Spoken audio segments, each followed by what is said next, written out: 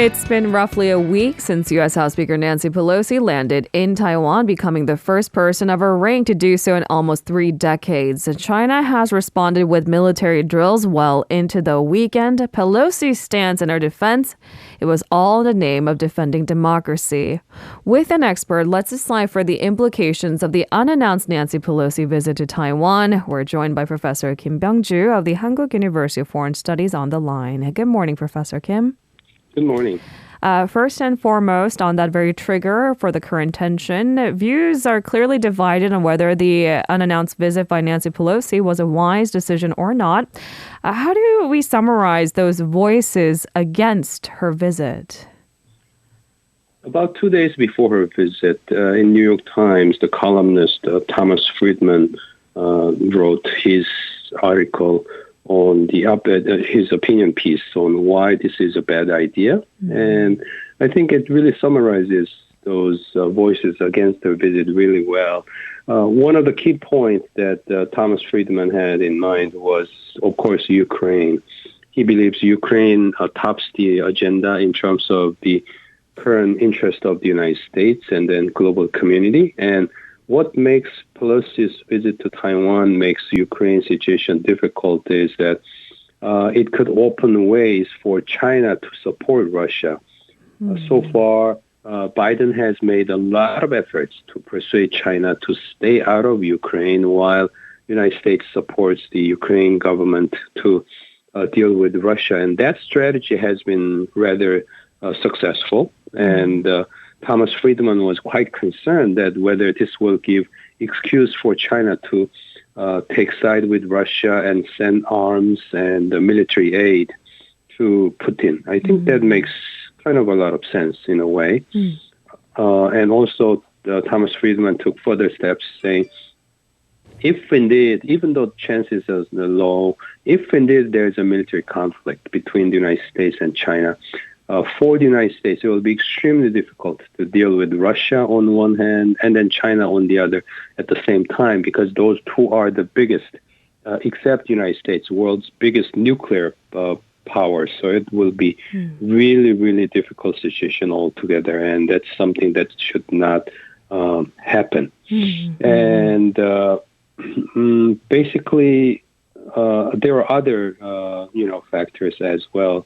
The thing is, Thomas Friedman argued that this actually strengthens China's position in many different ways. And one of them is, of course, providing China with an opportunity to do military exercise or its invasion of Taiwan. If it indeed intends to do so, this will provide a very valuable opportunity and excuse to carry out extensive military exercise, to make this invasion kind of possible and make themselves ready in many different ways. Another point that Thomas Friedman made was that this will actually help Xi Jinping.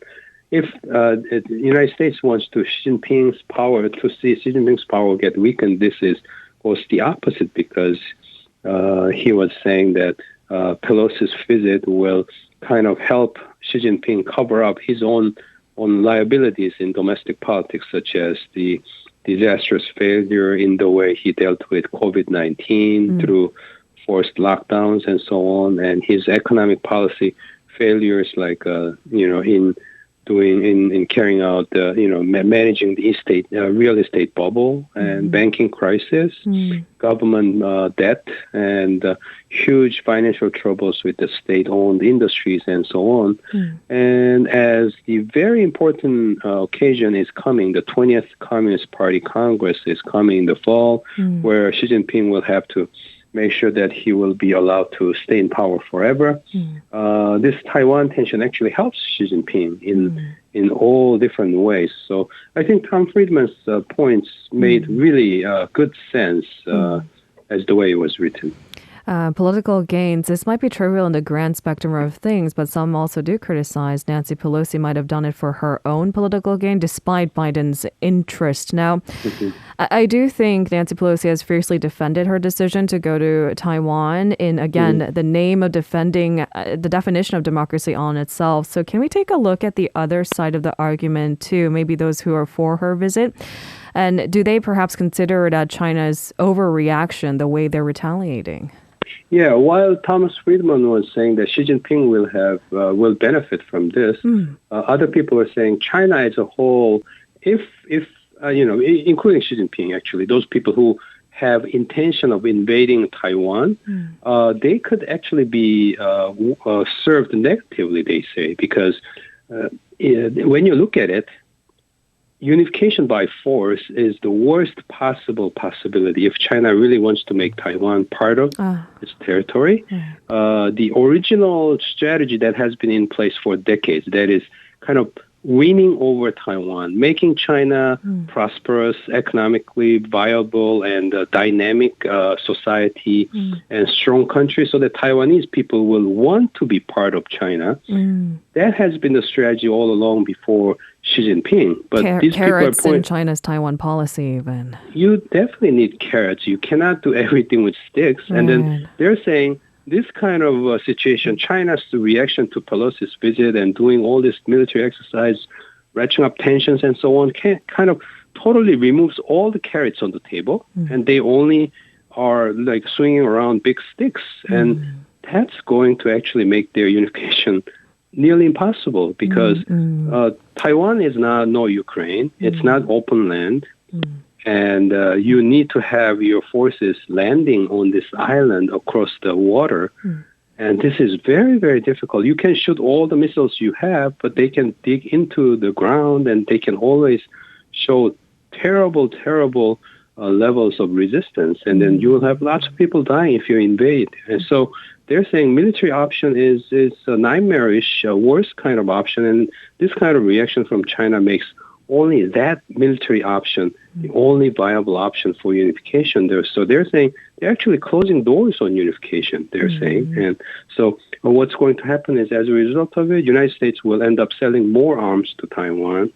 And Taiwan also, this time, by doing this, can have shown, at least for now, China, by doing this, at least for now, they have shown to the world that China cannot face the United States directly. They're all beating around bush around Taiwan, and they're giving hard time to Taiwan, even though it was Nancy Pelosi that visited Taiwan. They're doing everything on Taiwan. So they're saying they're highlighting the gap between the military power between the United States and China, and then China is making the unification all the more impossible. I think those points also makes good sense as well. Chinese forces continue to take part in drills focused on land attacks, long-range airstrikes around Taiwan over the weekend. Professor Kim, what do we make of these military actions and its implications? I think they kind of, Chinese military has shown, as I mentioned before, it was a great opportunity for their exercise, and they have shown what kind of steps they will go over. And what happened was one day after Pelosi's departure, they began with military strikes, the missile strikes. They shot lots of missiles, and one of them actually flew across Taiwan, across the sky of Taiwan, and fell on the other side of the water. And so first step, they made it clear is if there's an invasion, they'll shoot lots of missiles. That's what they focused on first day. And then second day, August 5th, they focused on blockade, all the sea waters and airways. They designated about 6 different areas of military exercise. That stands somewhere like between clockwise 12 o'clock, 1 o'clock, 4 o'clock, 7 and 10. So it's basically all around Taiwan. They designated this military exercise areas, and by doing so, they blockade Taiwan. They show to the world that they have a ability to blockade Taiwan altogether. And then third day, quite interestingly, August 6th, what they did was they were checking on their ability to land their military forces in Taiwan. That they were using Marines and naval vessels and so on to mobilize and see how they can actually pull this out. And so missile strikes first day, and then blockade the second day, and then landing third day. So they went the step-by-step exercise for invading Taiwan. That's what we see in their military response this time. All right. How do we also evaluate non-military reactions China has declared to the U.S., particularly so far? I think it's quite interesting. They Chinese government try to pull out all the cards that are available in terms of sending a message to the United States. If you continue to meddle with Taiwan issues, our relationship will further deteriorate. I think that's what they were trying to say. Some of the steps that they took, the non-physical action was cutting off the military communication. For instance, they canceled military phone calls between area commanders. That's a very important mechanism ensuring regional, security in this part of the world, and different kinds of defense meetings, and then cooperation on anti-drug efforts, for instance. That's also an important one. And then intergovernmental discussion on maritime safety and climate change. They're saying they're going to cut it off. Climate change cooperation, disconnection between Beijing and Washington on climate change. This is, in terms of long term, this is pretty bad for the world. We need all the efforts and more in terms of what's going on at this point. And the two superpowers in terms of climate change cooperation, communication being cut off means something very serious in the long run. So that concerns many of us. And of course, additionally, lastly, they introduced kind of U.S.-style sanctions. The United States have introduced different kinds of personal sanctions on Russia and then North Korea. This time, China introduced the same on Pelosi family. So it's quite interesting. So a host of diplomatic penalties. Based on your expertise, Professor Kim, what do you see ahead? How will this situation develop further? More and more people are saying that the world has to prepare itself for the possibility, whether we like it or not, the possibility of Beijing's invasion of Taipei sometime.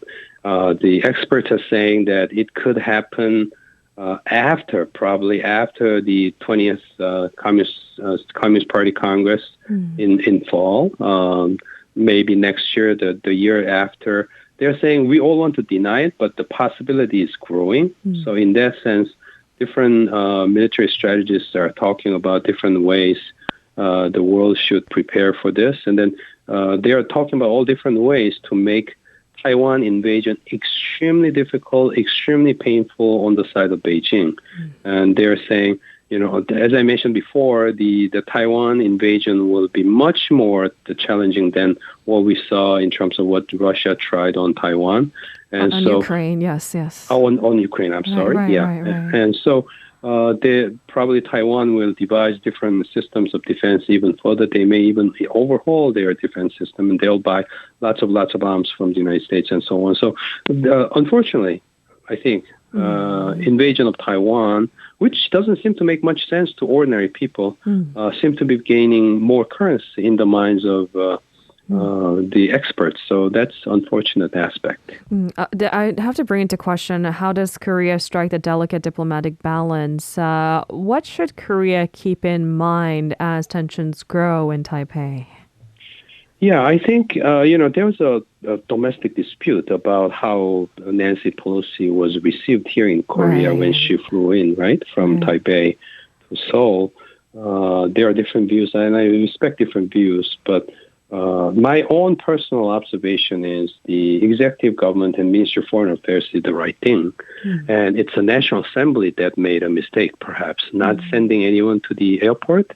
National Assembly should have sent someone to the airport and make it clear that Nancy Pelosi's counterpart is the Speaker of National Assembly, and they're doing all they can to receive her warmly, while the executive government, the presidential office, and then the Foreign Affairs Ministry stays on the wayside. And President Yoon talking to her on the phone probably, I think my own opinion was a wise choice. So Korea has done its part to keep the delicate balance. And now with the invasion of Taiwan getting bigger as a possibility, Korea should now really focus on how we are going to respond to this when the United States has to switch their military focus to Taiwan. How are we going to defend this country? How are we going to make sure that extended deterrence offered by the United States will operate properly when such crisis time come? And at the same time, the way we deal with China. There's an interesting saying that received highlight this time. They're saying that on the Taiwanese side, they're saying, if you give an inch to China, they will take a mile. So don't give up, don't give in, don't be on your knees, be firm when you deal with this kind of authoritarian powers, and be firm, be clear on your principles. And so I think those kind of the lessons and points to watch are important things that we get to observe this time. Thank you very much, Professor Kim, for an insightful conversation. As always, have a safe and dry week, and we'll see you next Monday. Thank you.